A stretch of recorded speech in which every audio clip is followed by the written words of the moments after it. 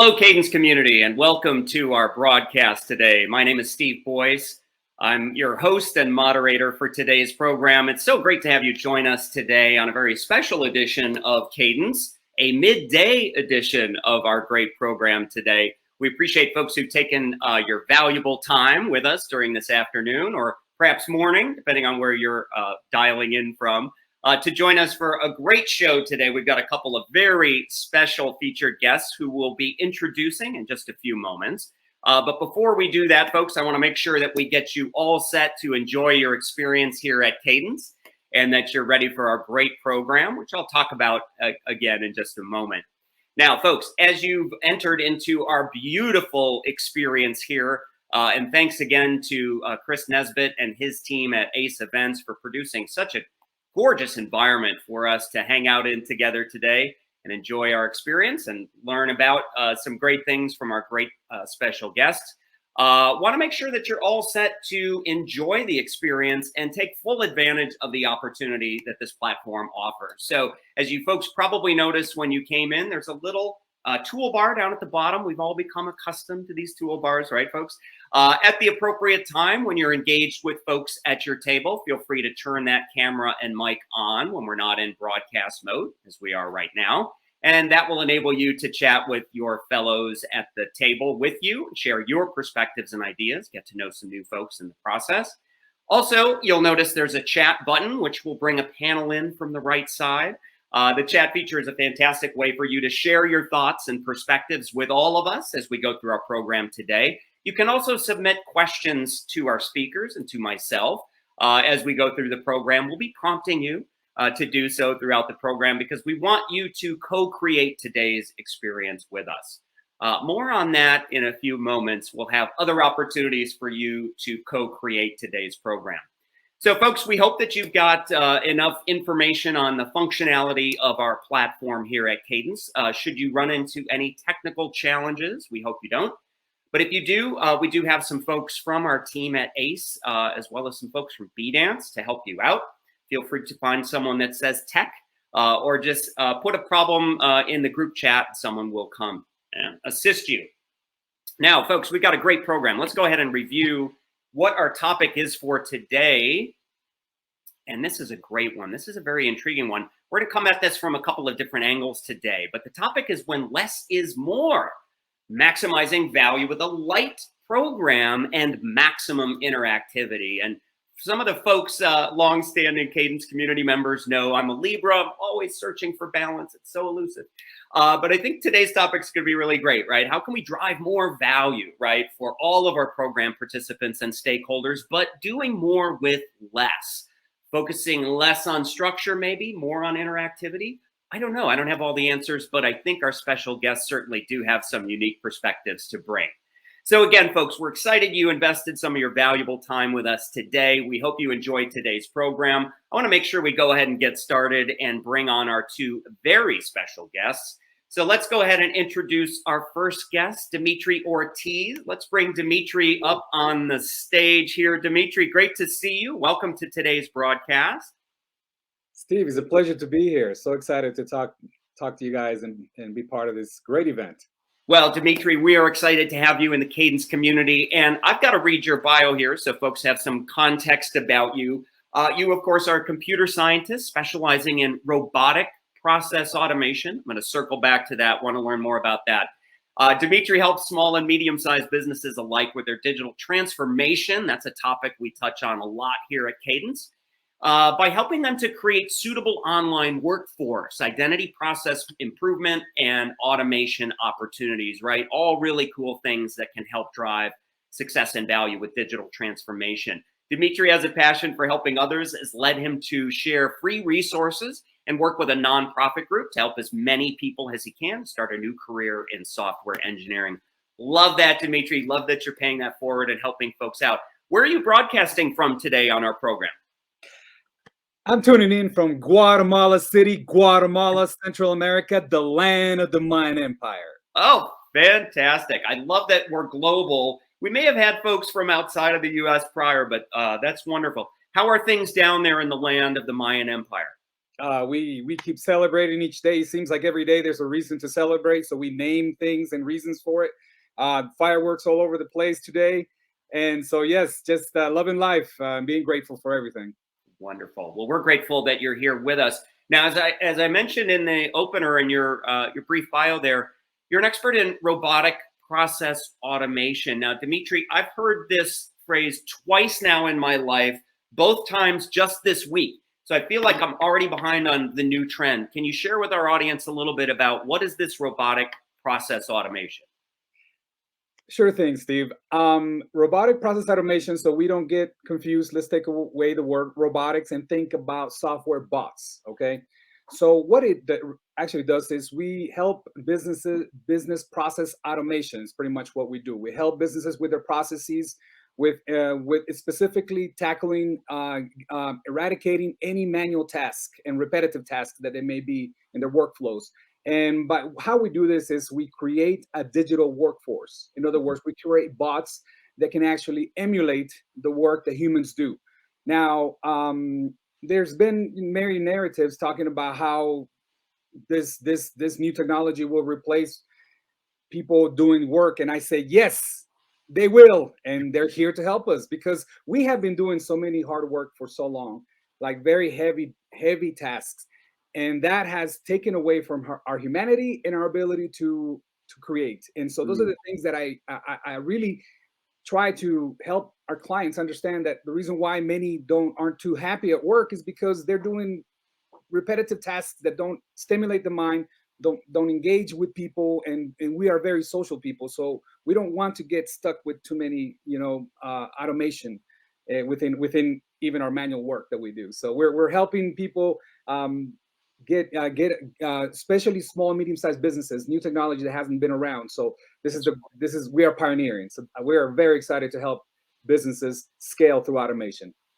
Dimitri, that sounds very, very exciting. And just because new technology, right, is always exciting, but when it has such profound implications, especially for smaller and mid-sized businesses, right, sounds like it creates a lot of leverage. If you can automate those repetitive tasks, free up the human beings, right, to do more creative things, sounds like you get more productivity as well as happier workforce of humans and bots, I guess, right?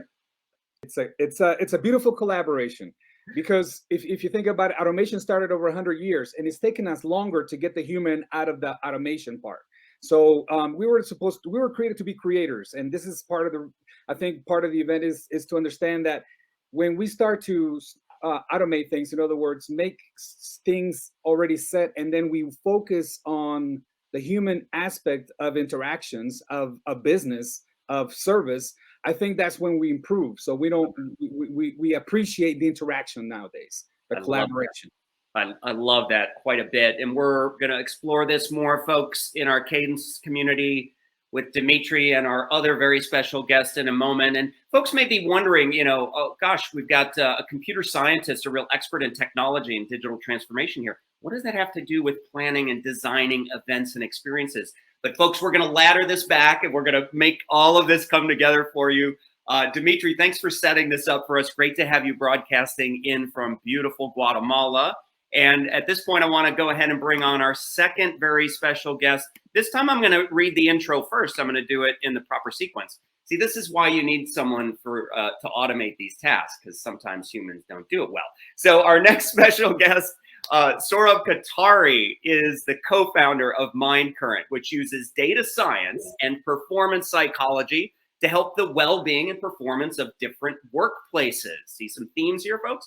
For the last 20 years, he's been building high-performing teams and award-winning products. And during the pandemic, had the opportunity to train over 3,000 professionals on digital engagement for in-person, hybrid, and virtual events, as one of the sitting experts in content and audience engagement for the Professional Convention Management Association, PCMA, and their Digital Event Strategist program. Welcome to the program, Saurabh Katari. Great to see you. Thank you so much for having me. I'm not sure I can live up to that intro, but I will do my best. It's a little intimidating. Steve, you and Dimitri are both very accomplished, but I'll try to step up here. Oh, well, Saurabh, as always, you're too modest in terms of your own capabilities. We're so excited to have you join the program here with us. Where are you broadcasting from today, Sora? So we don't have any Mayan gods here, but I am just south of Portland, Oregon. I'm in Beaverton, where Nike is, and Nike is a Greek goddess, Dimitri. We got a little something here on the West Coast. Fantastic. Well, and we might have a little bit of fun with this in the chat if folks in our community want to weigh in, maybe with your favorite Mayan god or Greek goddess. Let's see what folks have, if they've got some experience in that or knowledge. I myself don't have a lot of knowledge about the Greek gods and goddesses, but Saurabh, we do appreciate you joining. And we talked a little bit about your mind current experience. We're going to get to that in a minute, but I want to open for folks with the experience that you've had. And I know you've been doing this for many years with PCMA and their fantastic digital event strategist program. Tell the audience a little bit about that program in general. What's your particular role and kind of the area that you're focused on in delivering that? Yeah, absolutely. And I think it's important to note that, thank you, Steve, that the Digital Event Strategist program was created before, the pandemic and before hybrid and virtual became such a necessity, before Zoom even existed, right? The Zoom was built by my colleagues from Cisco. So like the program is older than all of that. So the program was built, and I started working with them a dozen years ago. But over the last couple of years, it got reinvigorated, and my role specifically is content, right? I work on the content that you're using in your virtual and hybrid events and how you drive engagement with that content. So naturally, I also worked on the content for DES that had to be significantly updated last year, right? For the new reality, which wasn't, when you're doing an in-person event and you want to add no. So your only event now is a virtual event, right? Right. So we had to flip the table. We did that. It was a 3-month process. And now the program, as you said, has become the biggest in the world. There are people from 30 countries, over 3,000 graduates. But most importantly, I think the thing that we are probably most excited about is this program gets people to work, right? Those that are already sitting in event management and event strategist roles, this gives them the tools to do what they know how to do just digitally or in a hybrid fashion. And for many folks that were laid off last year, because the industry took a 70% cut, right, deep, this program has helped them come back and start working on hybrid and virtual events until in-person returns, more permanently. Indeed. Well, it has certainly been a traumatic couple of years for the live event industry, and I would say events and experiences generally.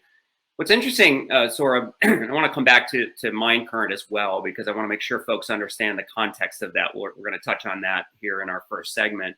But it's interesting that you talk about the need for the DES grads to go through their own digital transformation, right? And to upskill themselves as, this wave of new virtual and digital-centric experiences became a necessity for many organizations. And, Dimitri is, in his own way, driving digital transformation for all kinds of organizations who run into the same challenges. I'd love to maybe just have the two of you chat a little bit about, digital transformation isn't necessarily a new topic, but it's all of a sudden hitting everybody, sort of regardless of your role. And I'd just love to hear kind of your perspectives on how people are handling this, right? This is kind of a big change.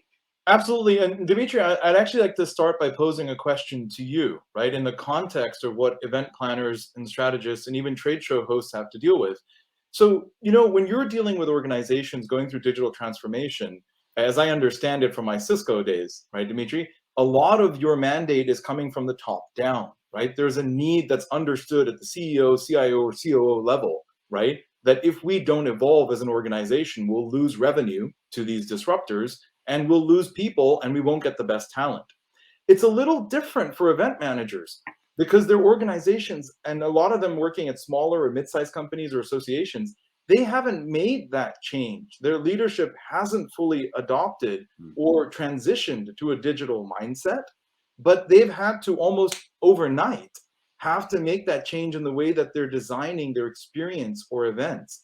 So maybe you could start with that, Dimitri, is how do you introduce digital transformation in one part of an organization when maybe your entire executive team isn't fully bought in yet?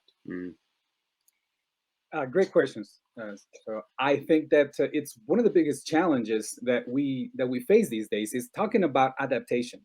We are so difficult to let go of our past or even our present. The comfort that we have shared for so many years has been taken away. 2020 was the best teacher that has allowed us to understand that nothing is predictable and nothing, and we are never ready for what's coming. So digital technology, digital transformations allowing us to have more control over what we have. For example, as you know, there's over 11 people that are not in the workforce right now, yet United States is still seeing continue to produce the same level that we were, and thanks to automation. So as you can see, things are changing whether we like them or not. One thing that I've noticed is, again, it's unfortunate because most of the people at the top do not have the information but have all the control. Most people at the bottom have all the information but don't have any control. And those are the things that are going to happen. That communication, those silos that have happened for so long. This introduction to digital transformation, it just pretty much breaks a lot of those walls so that people have to communicate, because now we're looking at processes, end-to-end processes that we want to automate, and we want to remove all those manual tasks that have been so heavy for people. So the mentalities are definitely, because of these new ideas, there's definitely a huge challenge and a huge pushback. But I believe that we are going to start seeing that there's a competitive edge in everything we do, especially when we apply new technology and understand how to leverage it. Technology is no longer for the IT department. And that's something that the business owners should do. And when it comes to events, I think that there's been a great power given to many of us now, things that couldn't be done before. I mean, there were so many steps that have been just cut off. So we got to start looking at the opportunity that has evolved because of this necessity, and all the new concepts that we're paradigm shifts that we're looking at. And that's the reason why we are focusing on relationships, whether it be customers, whether it be employees. I think those are the things that are shining these days. And first of all, Saurabh, I love the question that you set Dimitri up for, and love the answer even more, right? The complexities involved in some of these digital transformations, and the separation that we often see among different groups or stakeholders within an organization can also often cause a lot of disruption. So, as we think about the implications and impact for event and marketing professionals, right, folks who deliver digital experiences live, others, and so forth, one of the things that we saw, particularly in 2020, maybe a little less so in 21, was an immediate rush to technology as the answer to, I've got to take my live event now and put it on a digital platform. And so let's go look at technology first. And I think a lot of folks came to regret that because they immediately dove into a very complex situation that perhaps they didn't understand as well. Maybe they should have focused more on the things, again, that they do, like their community, how to deliver value, create compelling programming, and so forth. As you were advising folks in the DES program, how did you help them think about balancing those two things, right? How do you address the complexity of the technology, which, as Dimitri points out, is now a necessity, but then how do you turn that into an opportunity without it becoming so big that you can't actually manage your way through it? Yeah, no, it's a very valid and timely question, Steve. I'm actually going to explain this more first from the human perspective, because you've touched on what we actually do every day at Mindcurrent, right? Yeah. And I think this will actually help people understand why psychology has been so important outside of therapy, right? Most people think of psychology, they think of therapy, which is such a loss, because we work with performance psychology, which is the psychology of winning. Right? How do you win? How do you perform better? How do you live your life better? Not, the 10% of the population that is struggling with anxiety or depression or bipolar, or adult onset ADD, a lot of the other things that people struggle with. So what you said there is what's happened to the entire workforce. I just want to explain that, and then we'll come back to events specifically. Good. Where, most of us, most people, are not running their own business. They don't have a reserve of resources in cash upon which to ride out dramatic changes like the pandemic, right? The very first concern is, how are we going to pay our bills? Mm-hmm. And what you do in that situation is you react, right? You don't necessarily respond. You don't reassess. You just react because the fear is overwhelming, right? This is why, like in Mindcurrent, we don't do workshops, we don't do courses. We provide one piece of advice before you start work every day. It sounds so ridiculous, but from a psychology perspective, it's very, very rich because you show up every day and it takes less than 2 minutes. That's what Mindcurrent is in your Slack or Teams channel, right? Now you can see why I needed to build this, right? As a service that we all just needed even before the pandemic, but more so now. I want to apply this specifically to events, okay? So let's say that you had a geographic competitive advantage before 2019. You ran the biggest event for pharmacology, right? Or the biggest event for cloud security, networking. Sure. And it was the biggest event because it was physically the largest gathering in Vegas, right? Once a year. Mm-hmm. So post 2019, you have no geographic advantage. There is no geography, right? So that is the first thing that I think we had to help people with DES, the same way we do with Mindcurrent, right? Is don't take the whole thing and think about, now what will my world look like? No, right? If you're not in a decision-making level, if you're not an executive, to Dimitri's point, you don't have the control, but you have the information. So that's why people sort of went straight to the tools that they know how to use. Can we just design something that's digital that'll work in place of our physical event? And the piece that we really had to help them with is, what is the value of your event when the in-person networking isn't there?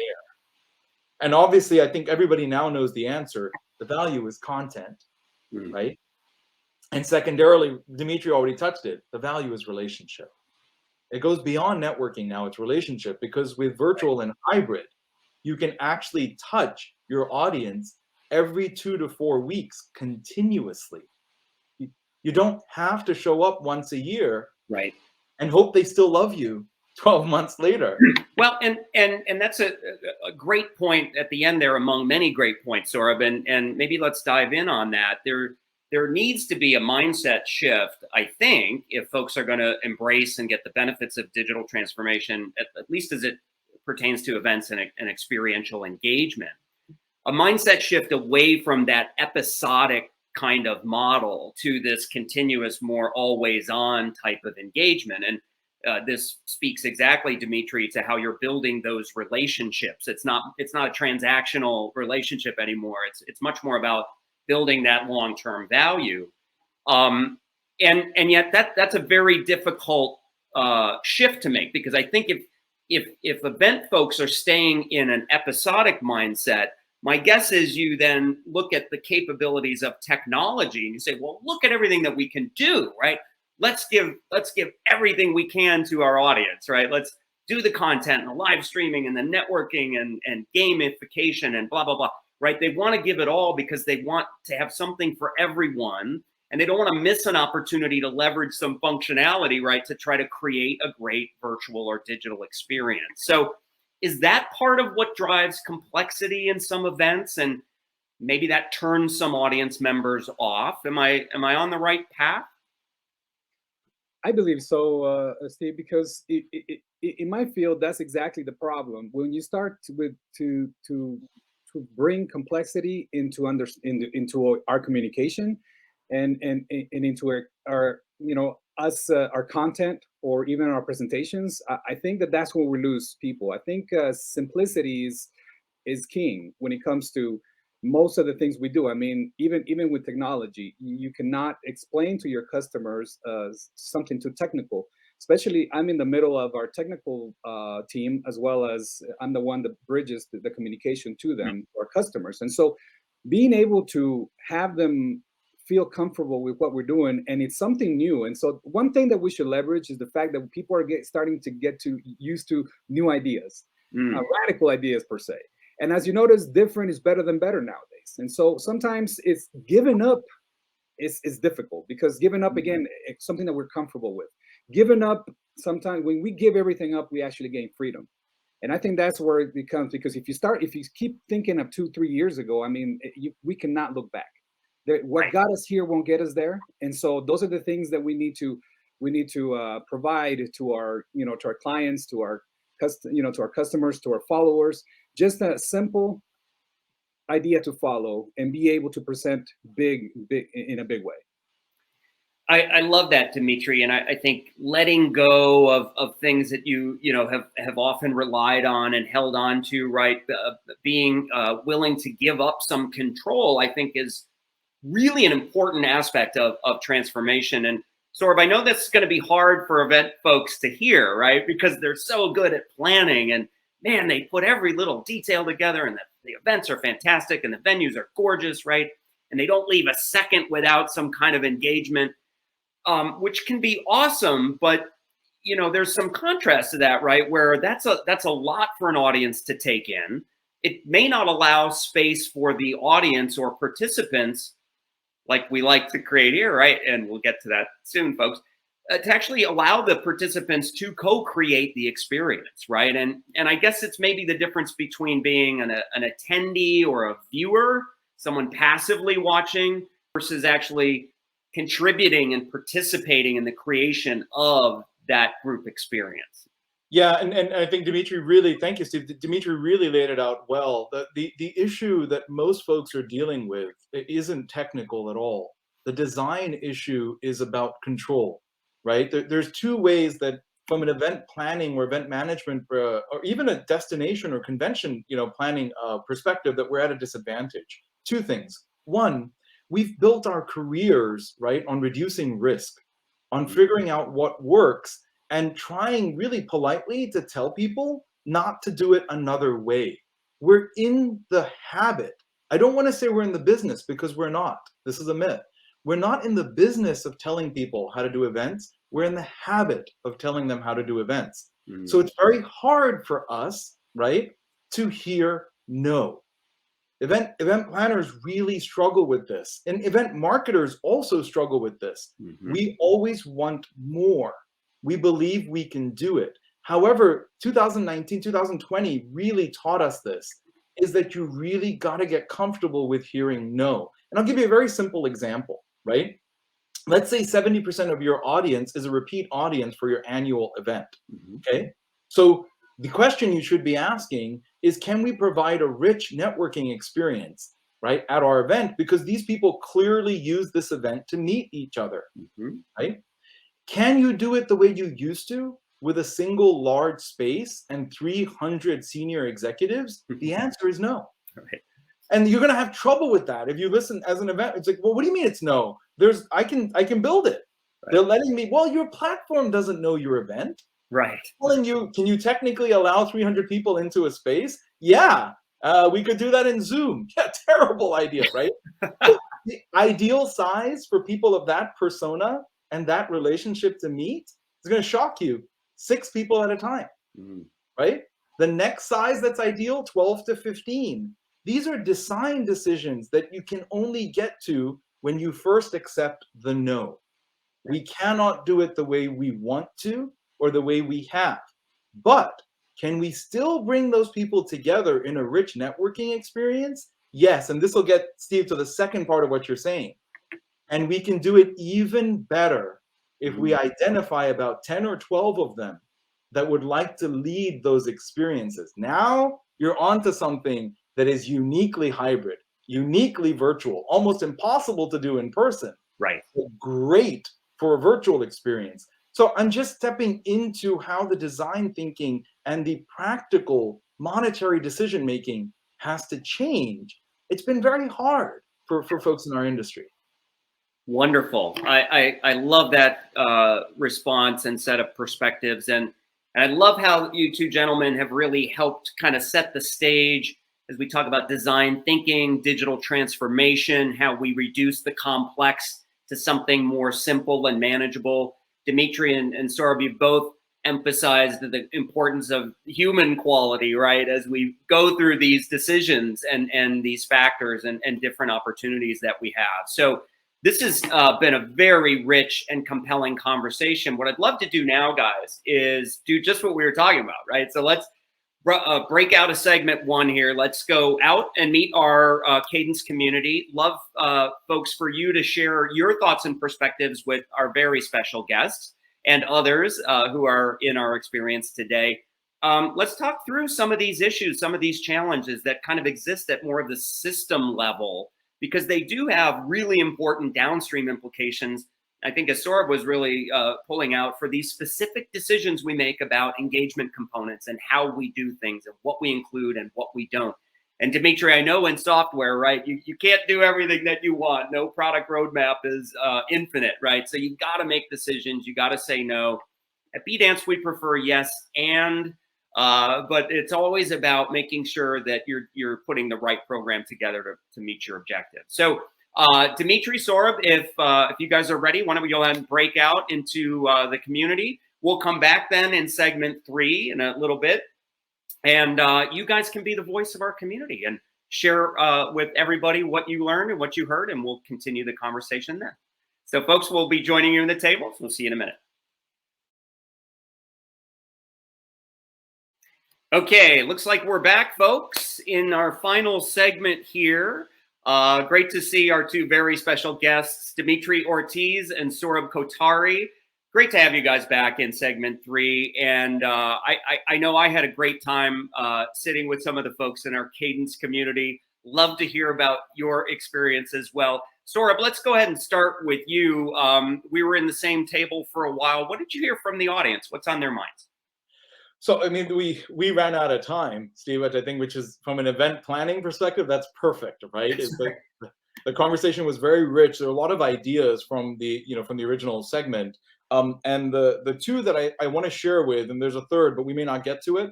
The first was, why is it so difficult within organizations, both for if you're a planner, let's say you're an independent planner or an agency, why is it so difficult for your clients to take your advice and your experience, especially at a time like this, when they really need you to guide them? And the second, right, is even if people are willing to take your advice or trust you, right, which seems to be a major issue right now for event planners trying to transition people into hybrid and virtual experiences.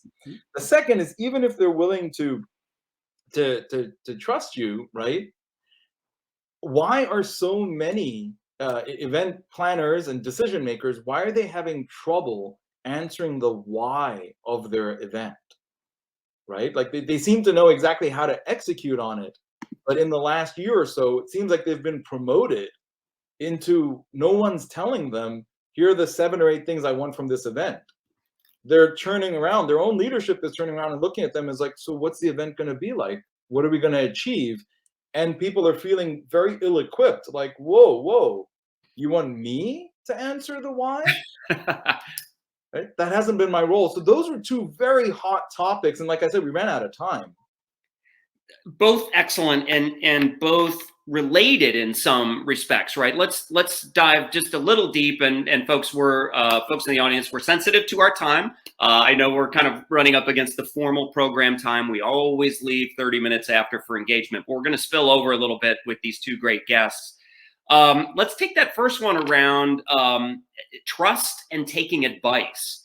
And why that's so difficult for humans in many cases. And Dimitri, I don't know if you see this in the work that you do, but you're making transformative recommendations to your clients and customers. What do you see? Do you see resistance to change, resistance to taking advice, and is trust part of that equation?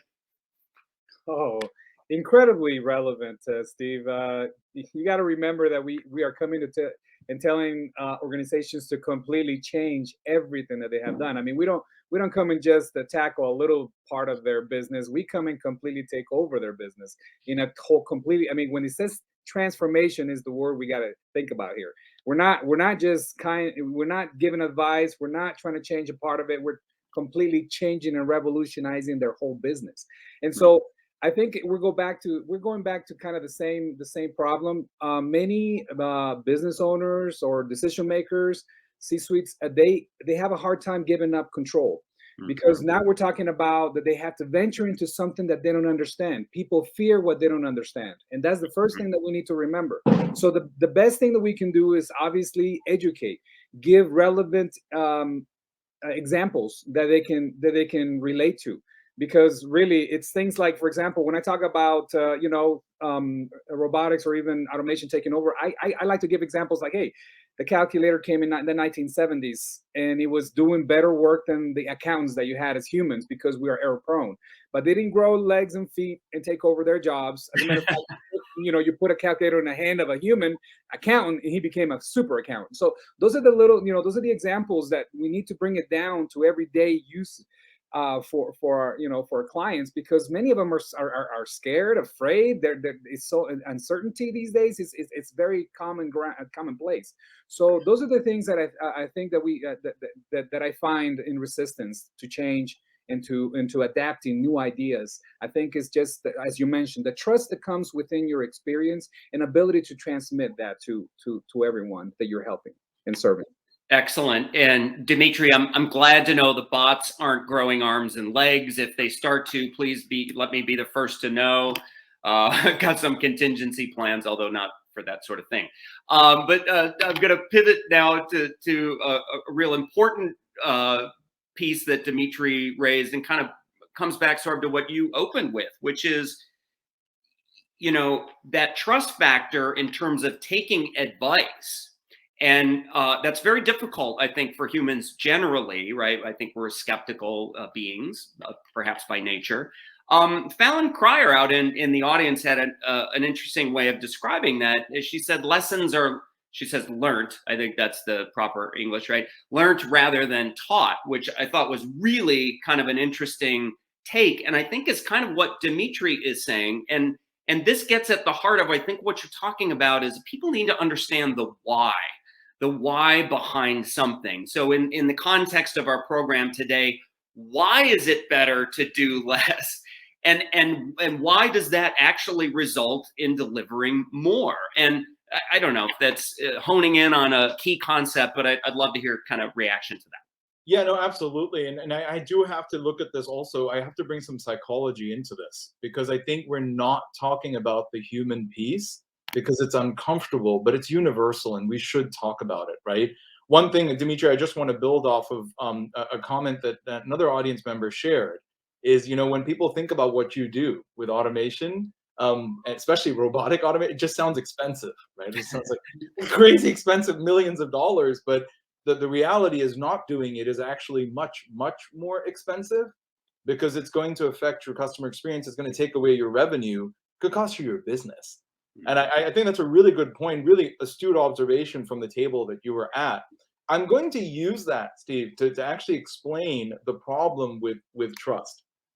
When I really do want you to think about this, when you see a client or a team member, right, not willing to take your earned advice. You've earned this advice. You didn't Google it, right? You've done this 15 times. You're asking them to consider a different perspective because you want to help them avoid making a mistake, right?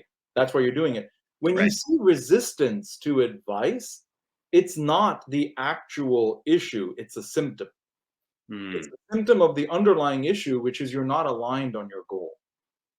When you're aligned on a goal and the goal is stated and it's specific and you're all accountable for it, you're very open to advice. And I was just explaining this at the table.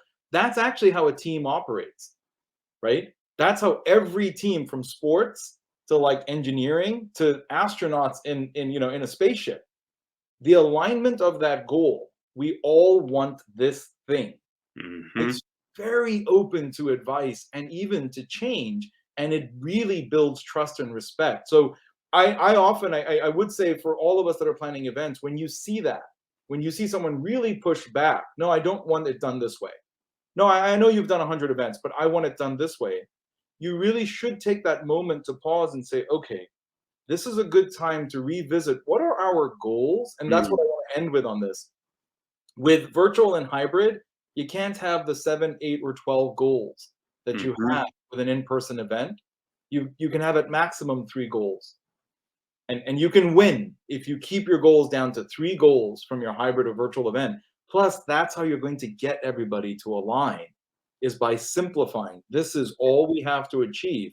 Now, you are experts in how to do this. I'll let you have that space to excel in it. but we're not going to do more than this. Fantastic. And I love that on so many levels. And folks who know me know that I love things in threes. Three is the magic number. 3 key goals, folks. That's all you need. You don't need 10. 3 really well articulated goals, right, Sora? Where everyone on the team is aligned as to what they're trying to achieve and why. And it strikes me that if you bring that focus, then you don't get as much downstream complexity in the design process and the delivery of the event or the experience. Dimitri, just like with software, right? If you set out for something to do a million different things, that's going to be a very complex tool that most people probably won't get much value out of. Where if it's very clear what the functionality is in terms of a desired outcome, right? It strikes me that that simplifies the entire system. Gentlemen, this has been a very exciting program today and very eye-opening for me. I've learned a lot today about robotic process automation and the implications of that, right, for what is a very complex business of planning and delivering events and experiences. And I think there's some real interesting analogies and similarities. Dimitri, I appreciate you bringing that to our discussion today. And Saurabh, of course, the performance psychology and thinking about the whys and the drivers of our strange humanness, right? what motivates us and what prevents us from moving forward. We're a fascinating bunch. And it's always exciting to learn fresh new perspectives from folks like yourself. So Saurabh and Dimitri, I want to thank you on behalf of our audience and community at Cadence for taking your valuable time to share your valuable perspectives with us. We hope you come back and join us in the audience for future episodes. And as opportunities arise, we'd love to, of course, have you back as special guests again. So thank you both for joining us today. This is a fantastic event. The conversation could have gone on much longer. I'm going to stay for the networking, Steve. I actually also, I just want to take a moment the way you're thanking me. I want to thank everybody in the audience. You know, Dimitri really talked about this. He presents it very elegantly, but it's really, really hard what you're doing right now, helping your organization, helping your clients through these changes. There must be days when you're like, you know what? I don't want to do this anymore. I'm just going to take that other job and I'm just going to, but please don't. There are literally thousands of jobs that are coming back because of what you're doing. There are millions of dollars of revenue returning. People want your events. So please just stick it out. Keep doing what you're doing. That's just my humble request. Wonderful. It's great motivation for all of our event and marketing, communications, and engagement professionals. Folks, our world is changing for the better. Great opportunities. We got some great new perspectives and advice from these two gentlemen. Let's go ahead and break now. Folks, we're going to wrap up the formal program. Do watch your emails and other communication channels, social media. Everybody loves LinkedIn and Twitter and so forth. The teams are promoting next month's episode, so watch for more information about that. I'm sure we'll have a very compelling topic and another couple of great guests. And of course, we always love the opportunity to enable our community to help co-create these experiences. And we do appreciate everyone in the community taking time to join us here this afternoon. I, of course, want to thank our friends and partners at Ace Events. Chris Nesbitt and his team do a fantastic job with this beautiful Cadence experience and the fantastic production. Folks, if you're in need of services of that nature, you can't go wrong with Ace Events. Also, thanks to Fallon, Ian, and Madison on the B-Dance marketing team for their support for this program series as well. With that, folks, thank you to our audience. Thank you to our special guests. I'm Steve Boyce. We'll see you out at the tables to continue the conversation.